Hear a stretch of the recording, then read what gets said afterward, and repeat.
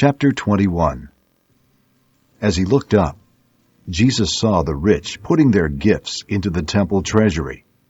He also saw a poor widow put in 2 very small copper coins. "I tell you the truth," He said, "this poor widow has put in more than all the others. All these people gave their gifts out of their wealth, but she, out of her poverty, put in all she had to live on." Some of his disciples were remarking about how the temple was adorned with beautiful stones and with gifts dedicated to God. But Jesus said, "As for what you see here, the time will come when not one stone will be left on another. Every one of them will be thrown down." "Teacher," they asked. "when will these things happen? And what will be the sign that they are about to take place?" He replied, "Watch out that you are not deceived.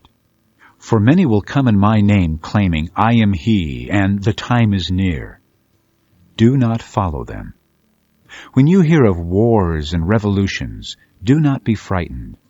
These things must happen first, but the end will not come right away." Then he said to them, "Nation will rise against nation, and kingdom against kingdom. There will be great earthquakes, famines, and pestilences in various places, and fearful events and great signs from heaven. But before all this, they will lay hands on you and persecute you.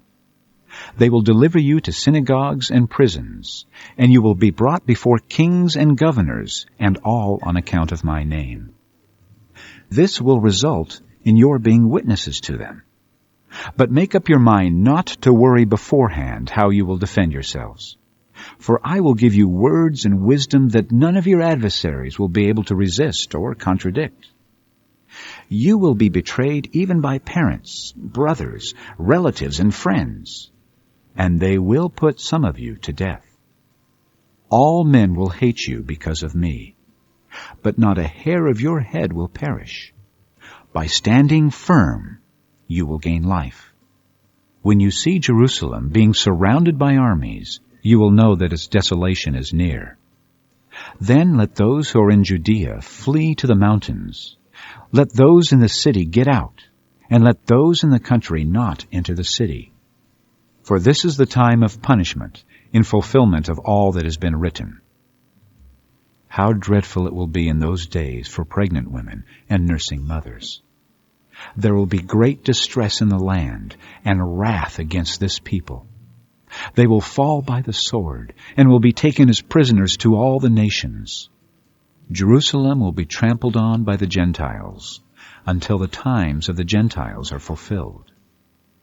There will be signs in the sun, moon, and stars. On the earth nations will be in anguish and perplexity at the roaring and tossing of the sea. Men will faint from terror, apprehensive of what is coming on the world, for the heavenly bodies will be shaken. At that time they will see the Son of Man coming in a cloud with power and great glory. When these things begin to take place, stand up and lift up your heads, because your redemption is drawing near." He told them this parable. Look at the fig tree and all the trees. When they sprout leaves, you can see for yourselves and know that summer is near. Even so, when you see these things happening, you know that the kingdom of God is near. I tell you the truth.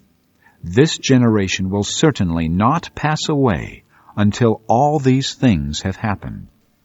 Heaven and earth will pass away, but my words will never pass away. Be careful, or your hearts will be weighed down with dissipation, drunkenness, and the anxieties of life, and that day will close on you unexpectedly like a trap.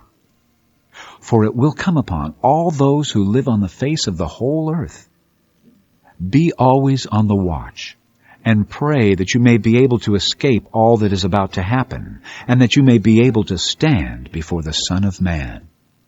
Each day Jesus was teaching at the temple, and each evening he went out to spend the night on the hill called the Mount of Olives, and all the people came early in the morning to hear him at the temple.